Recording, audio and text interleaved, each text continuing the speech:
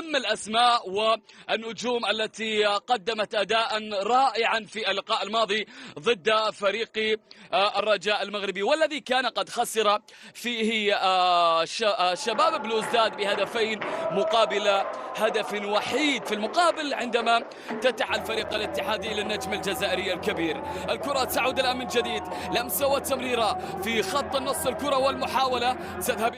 الله الله على الكرة الماضية، جميلة اللقطة الماضية، وكان هنالك خطأ كان لا يغتفر من دفاع فريق شباب بلوزداد. شوف الكرة الماضية من جديد، المحاولة اللي جات من رؤوف بالغيث، ولكن للوحدة لأصحاب السعادة بالراس، ولكن الكرة تتخطى. بوصوف حاط الكرة للناحية اليمنى كذلك، المحاولة ترجع الآن لشباب بلوزداد والكرة في الملعب. شوف الكرة والمحاولة التي جاءت من أمين بوقرة، بعد ذلك الكرة على للوحدة، محاولة الهجوم بالمهارة، ممتازة الكرة، ممتازة الكرة، جميلة اللقطة، الكرة خطيرة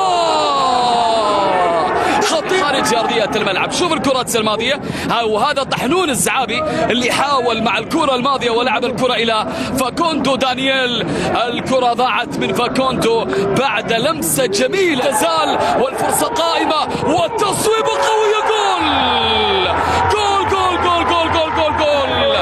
الوحدة يسجل شباب بلوزداد. شوف الكرة الماضية، اللقطة الماضية اللي كانت بين عبد العزيز البلوشي واللاعب رقم 23 عبد المؤمن شيحي، على طول فاكوندو التانجو ابن التانجو الأرجنتيني نعم يسجل الهدف الأول.